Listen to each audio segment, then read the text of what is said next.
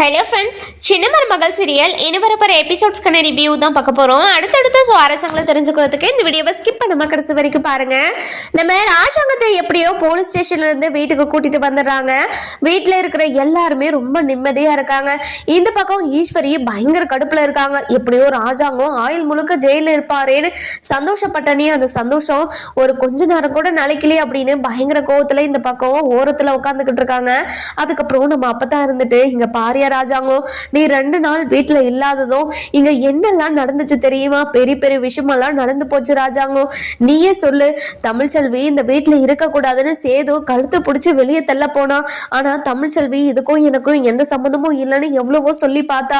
ஆனா சேது அது எதுவுமே கேட்காம நம்ம தமிழ்ச்செல்வியை வீட்டை விட்டு நம்ம தமிழ்ச்செல்வியை நம்பாம பேசினதுக்கு தமிழ்ச்செல்வியை சூடத்தை அடிச்சு தலை முழுங்கிட்டு இந்த குடும்பத்துக்கும் எனக்கும் எந்த சம்மந்தமும் இல்லைன்னு சொல்லிட்டு போயிட்டா. உன்னோட முடிவுக்காக தான் காத்துட்டு இருக்கேன் நானு.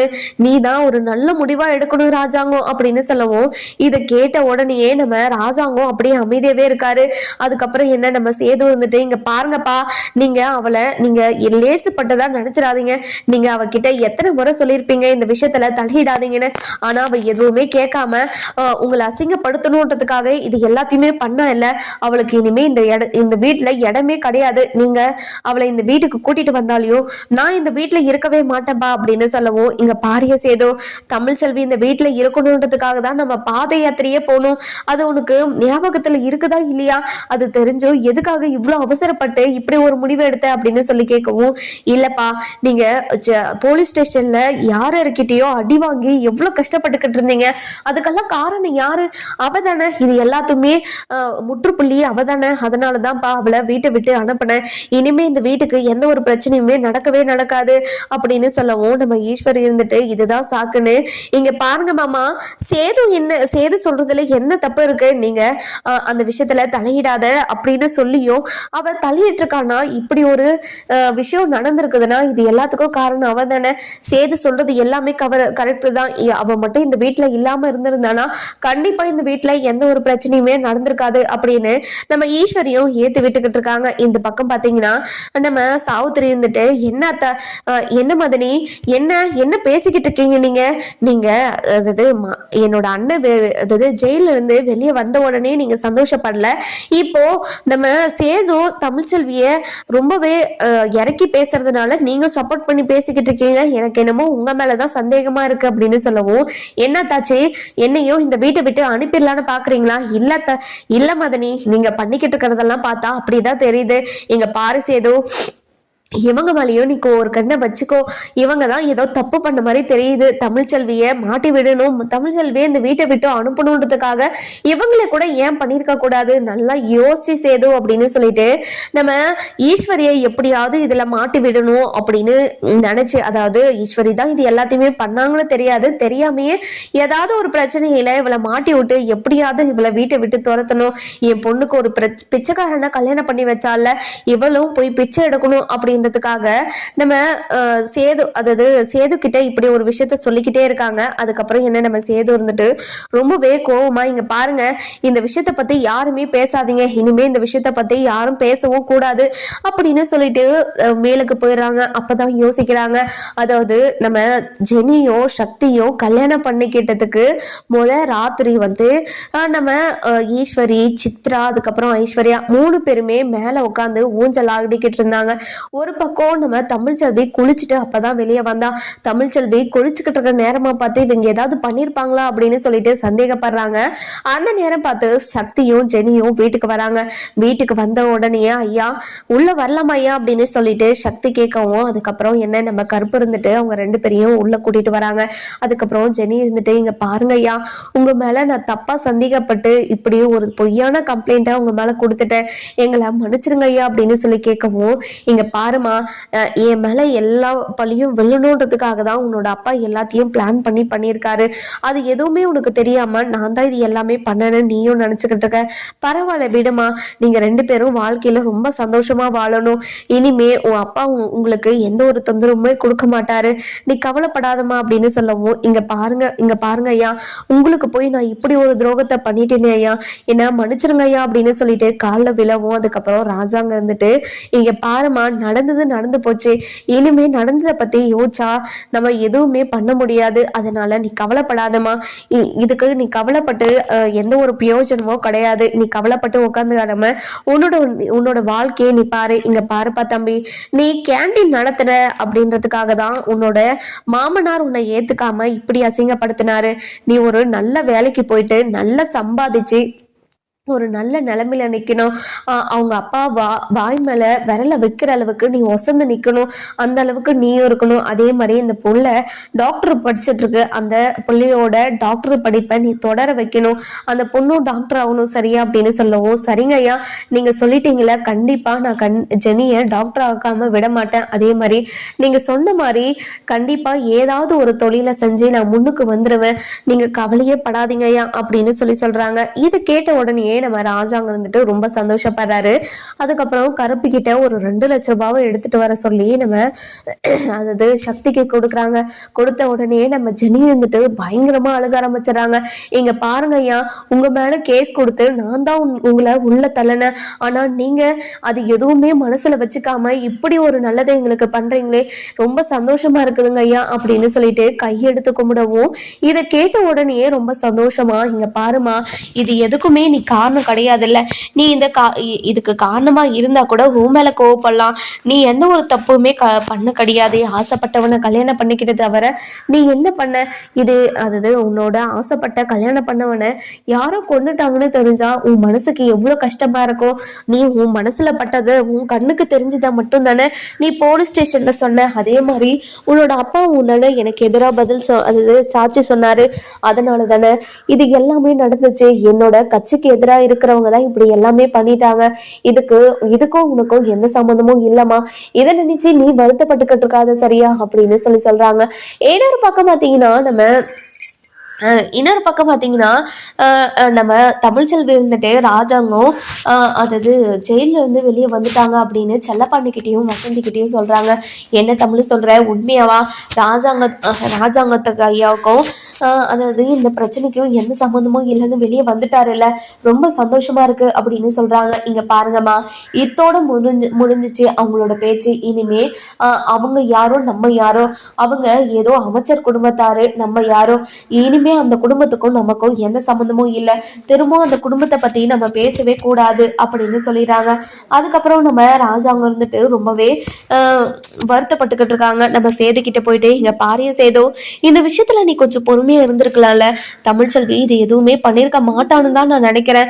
எப்படி நீ சொல்ற இப்படி எல்லாம் நடந்துச்சுன்னு அப்படின்னு சொல்லவும், இதை கேட்ட உடனே நம்ம தமிழ்ச்செல்வியை பத்தி யோசிக்க ஆரம்பிச்சிடறாரு நம்ம சேது. அதுக்கப்புறம் என்ன, இங்க பாருங்கப்பா, எனக்கும் இப்பதான் டவுட் வருது. அதாவது ஜெனியும் சக்தியும் கல்யாணம் பண்ணிக்கிட்டதுக்கு முதல் நாள் ராத்திரி அதாவது தமிழ்ச்செல்வியோட ரூம்ல ஈஸ்வரி சின்னம்மாவும் அதுக்கப்புறம் ஐஸ்வர்யா சித்ரான்னு எல்லாருமே அங்க நின்று ஊஞ்சல் ஆடிக்கிட்டு இருந்தாங்க. ஏதோ திருன்னு முடிச்சுக்கிட்டு தான் இருந்தாங்க. இவங்க ஏதோ தப்பு பண்ணியிருக்காங்க தான் நினைச்சேன். ஆனா இப்படி ஒரு தப்பு பண்ணியிருப்பாங்கன்னு சத்தியமா நான் எதிர்பார்க்கவே இல்லை.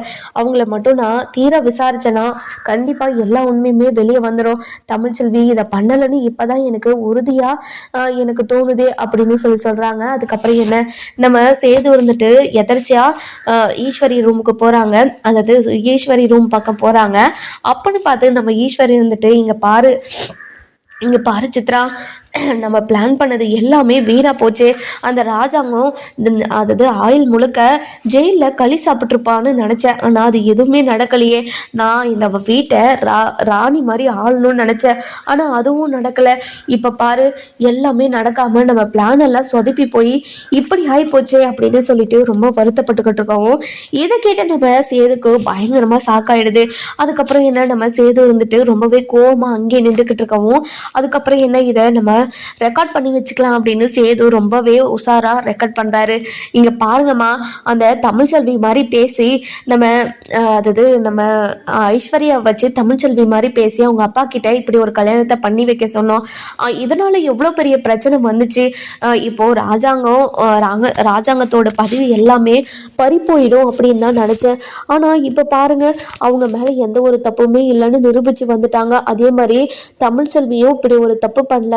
இந்த தப்பெல்லாம் நம்ம தான் பண்ணதுன்னு எல்லாருக்கும் தெரிஞ்சிருச்சுன்னா நம்ம என்னமா பண்றது அப்படின்னு சொல்லி கேட்கவும், இங்க பாருடி, அது வாய்ப்பே கிடையாது. கண்டிப்பா இப்படி ஒரு விஷயம் யாருக்குமே தெரியாது, கண்டிப்பா தெரிஞ்சுக்கவும் மாட்டாங்க. நீ கவலைப்படாத, இந்த விஷயத்துல யாருக்குமே எப்படியுமே டவுட் வராது, நீ கவலையப்படாத அப்படின்னு சொல்லிடுறாங்க.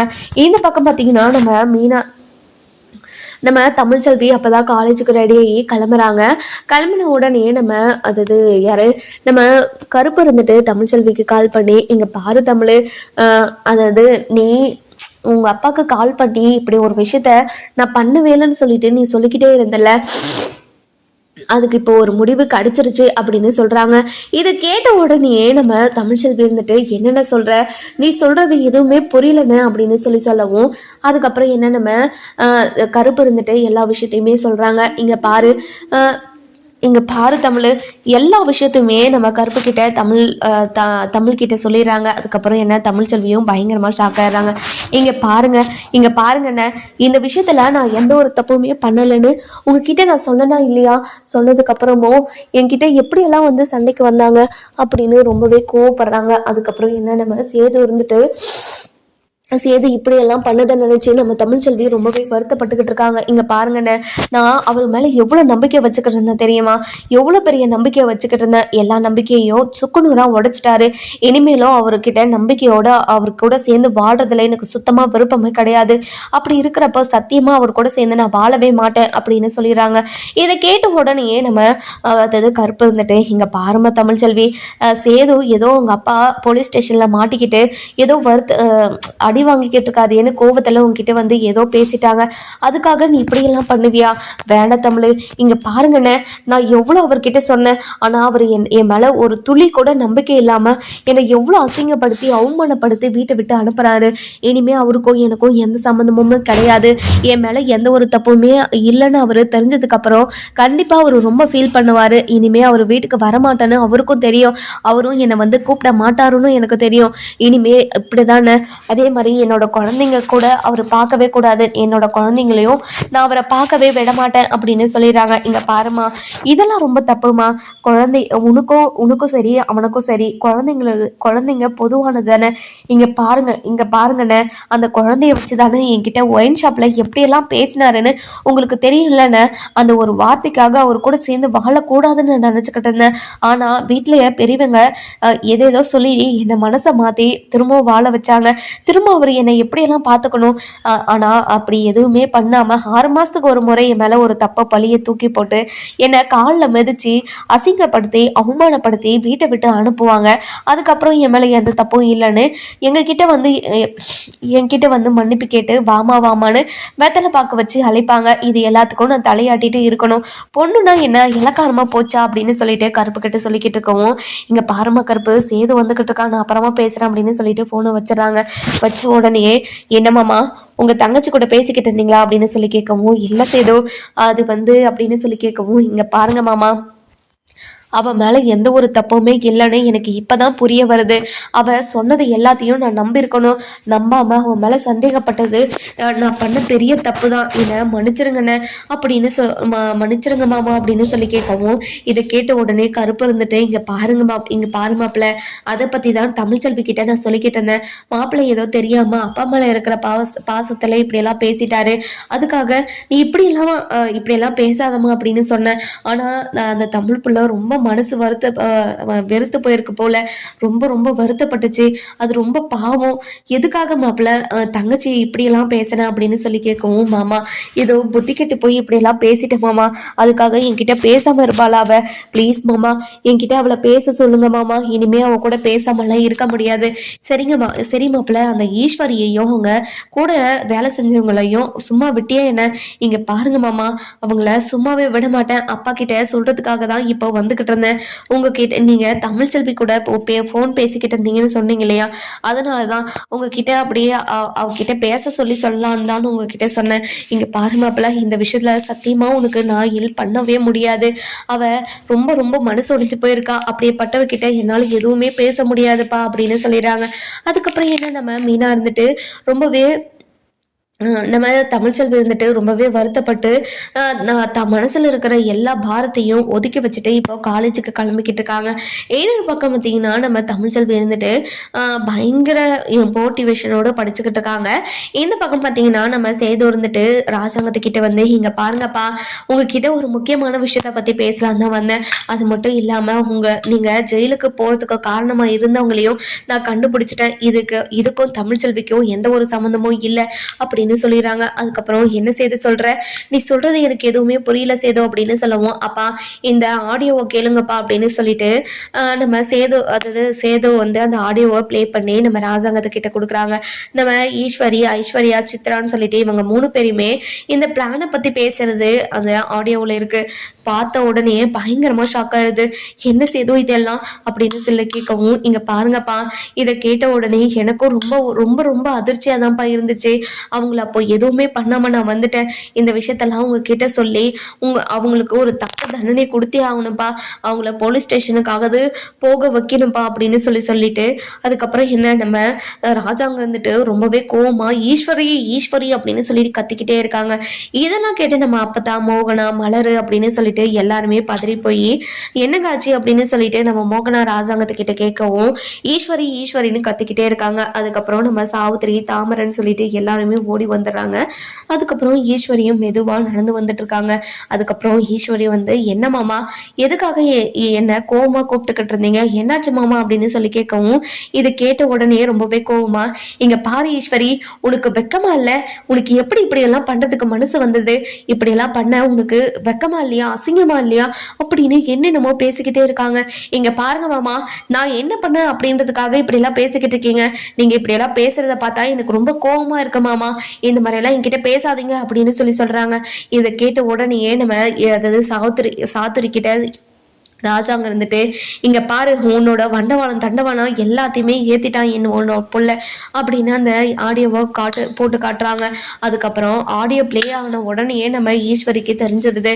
ஐயோ, நம்ம பண்ண வேலை எல்லாமே தெரிஞ்சிருச்சு போலயே, இப்போ நம்ம என்ன பண்றது அப்படின்னு சொல்லிட்டு பயங்கரமான ஒரு பதட்டத்துல இருக்கவும் இதெல்லாம் கேட்டுக்கிட்டு இருந்தேன். நம்ம சாவித்திரி இருந்துட்டு இங்க பாருங்கண்ணே, எனக்கு முதலையே தெரியும் இவங்க 2 பேரும் கூடி கூடி பேசிக்கிட்டு இருந்தாங்க. அது மட்டும் இல்லாம நீங்க ஜெயிலுக்கு ஆயுள் முழுக்க இருந்துட்டு வருவீங்களா, இங்க ராணி மாதிரி இவங்க அதுவும் ராணி மாதிரி இந்த வீட்டை ஆள்றதுக்கு ரொம்ப சந்தோஷப்பட்டிருந்தாங்களா, இதெல்லாம் எப்படின்னா இருக்கு, இதெல்லாம் நினைச்சாவே எனக்கு அசிங்கமா இருக்குது, அவமானமா இருக்கு, எப்படி உங்களாலலாம் முடியுது அப்படின்னு சொல்லிட்டு கோவமா பேசவும், அதுக்கப்புறம் நம்ம ராஜாங்க இருந்துட்டு ரொம்பவே வருத்தப்பட்டுக்கிட்டு இருக்காங்க. அதுக்கப்புறம் இங்க பாரு ஈஸ்வரி, எனக்கு இவ்வளவு பெரிய துரோகத்தை நீ பண்ணுவன்னு சத்தியமா நான் எதிர்பார்க்கவே இல்லை. இப்படி ஒரு கேவலமான விஷயத்த பண்ண நீ இனிமே இந்த வீட்டுல இருக்கவே கூடாது, முதல்ல இந்த வீட்டை விட்டு போ அப்படின்னு சொல்றாங்க. இங்க பாருங்க மாமா, நான் பண்ணது எல்லாமே தப்புதான், அதுக்காக என்னை இந்த வீட்டை விட்டு அனுப்புவீங்களா, என்னால இந்த வீட்டை விட்டெல்லாம் போக முடியாது, இந்த வீட்டை விட்டா எனக்கு யாரு இருக்கா சொல்லுங்க, என்னோட பெத்தவங்க இருக்காங்களா, இல்ல என் புருஷன் இருக்கானா, யாருமே இல்லையே, அப்படி இருக்கிறப்போ என்னால் எப்படி இந்த வீட்டை விட்டு போக முடியும், என்னால் இந்த வீட்டை விட்டு போக முடியாது அப்படின்னு சொல்லிடுறாங்க. இதை கேட்ட உடனே நம்ம சேது ரொம்பவே கோவமா, இங்கே பாருங்க சின்னம்மா, நீங்கள் என்னோட சின்னம்மா அப்படின்ற ஒரே ஒரு காரணத்துக்காக மட்டும்தான் நான் பொறுமையாக பேசிக்கிட்டு இருக்கேன். இதே இடத்துல வேற யாராச்சும் இருந்தாங்கன்னா இங்கே நடக்கிறதே வேற, ஒரே ஒரு வெட்டு அப்படியே 2 துண்டாயிட்டுக்கோ கழுத்து அப்படின்னு சொல்கிறாங்க. இங்கே பாரு சேதோ, ஏதோ அந்த தமிழ்ச்செல்வியை பழி வாங்கணுன்றதுக்காக இப்படியெல்லாம் பண்ணிட்டேன், அவளை இப்படி பழி வாங்கினா அவளை வீட்டை விட்டு அனுப்புவீங்கன்னு நினைச்சேன், ஆனா நீங்க எதுவுமே பண்ணாம இப்படி எல்லாம் பண்ணிட்டீங்க. ஆனா நான் என்ன பண்ணுவேன், இதுல என்னால இன்னும் பண்ண முடியாது, இனிமே என்ன வீட்டை விட்டு அனுப்புறத பத்தி யாராவது இங்க பேசுனீங்க அவ்வளவுதான் உங்களுக்கு அப்படின்னு சொல்லிட்டு ரொம்பவே உரிமையோட சொல்லிக்கிட்டு இருக்கோம். இதை கேட்ட அப்பதான் இருந்துட்டு, என்னடி கொழுப்பு, எல்லா ஒரு பிரச்சனைக்கும் காரணமா இருந்த நீ இப்படியெல்லாம் பேசிக்கிட்டு இருக்கியா, என் பையன் ராசா மாதிரி வீட்டுல இருந்தான், அவனை எப்படியெல்லாம் அசிங்கப்பட்டு அவமானப்படுத்தி எப்படியெல்லாம் அவன் கஷ்டப்பட்டுக்கிட்டு இருந்தான், அதுக்கெல்லாம் காரணமா இருந்த நீ உன்னை சும்மா விட முடியுமா, உன்னை நாங்க சும்மாவே விட மாட்டோண்டி, உன்னை என்ன பண்றோடு மட்டும் பாரு. இங்க பாரிய ராஜாங்கம், இனிமே இந்த சிரிக்கி இந்த வீட்டுல இருக்கவே கூடாது, இந்த சிரிக்கி எந்த ஒரு தப்பு பண்ணாலையும் மன்னிச்சு இந்த வீட்லயே நம்ம உட்கார வச்சுக்கிட்டு இருந்தோம் பாத்தியா, அதுதான் நம்ம பண்ண மிகப்பெரிய தப்பே, அந்த தப்பை நம்ம இனிமே பண்ணவே கூடாது, இவ பண்ண தப்புக்கு தண்டனை அனுபவிச்சே ஆகணும், போய் வெளியே பிச்சை எடுத்து ஒவ்வொரு வேலையும் சாப்பிட்டாதான் அவளுக்கு தெரியும், அதாவது சம்பாதிக்கிறது அது எவ்வளோ கஷ்டம்னு வேலைக்கு சோறு போட்டு அவங்களுக்கு தேவையானது எல்லாத்தையுமே வாங்கி கொடுத்து தேவைக்கு மீறியும் வாங்கி கொடுத்து அவங்க இப்படியும் திமிரி ஏறி போய் கிடக்குறாங்க பத்தியா. இதெல்லாம் நம்ம இனிமே அடக்கணும். இவங்களுக்கு புத்தின்னு ஒன்று வரணும்னா கண்டிப்பா நம்ம இது எல்லாத்தையுமே பண்ணிதான் ஆகணும் அப்படின்னு சொல்லிடுறாங்க. அதுக்கப்புறம் நம்ம ஈஸ்வரி இருந்துட்டு ரொம்பவே கோவமாவும் ஆத்திரமாவும், இங்க பாருங்க, எல்லாரும் எனக்கு எதிராக அதாவது எனக்கு எதிராக பேசிக்கிட்டு இருக்கீங்களே, உங்களை எல்லாருமே நான் சும்மா விட மாட்டேன். என்னை மட்டும் நீங்க இந்த வீட்டை விட்டு அனுப்பிட்டா நான் கண்டிப்பா உங்களை யாருமே நிம்மதியை விடவே மாட்டேன் அப்படின்னு சொல்லவும், இதை கேட்டு சேது இருந்துட்டு, என்ன சின்னமா, என்ன சவால் விடுறீங்களா, இல்ல பழி வாங்குறதுக்காக இப்படி பேசிக்கிட்டு இருக்கீங்களா? இந்த வீட்டுல தான் அதாவது சோறு சாப்பிட்டீங்கன்ற ஒரு எண்ணம் இருக்குதா இல்லையா? உன்ன வீட்டுக்கே துரோகம் பண்ணிக்கிட்டு இருக்கீங்களே, உங்களுக்கு அசிங்கமா இல்ல, அவமானமா இல்ல? எப்படி உங்களாலலாம் இப்படி பேச முடியுது?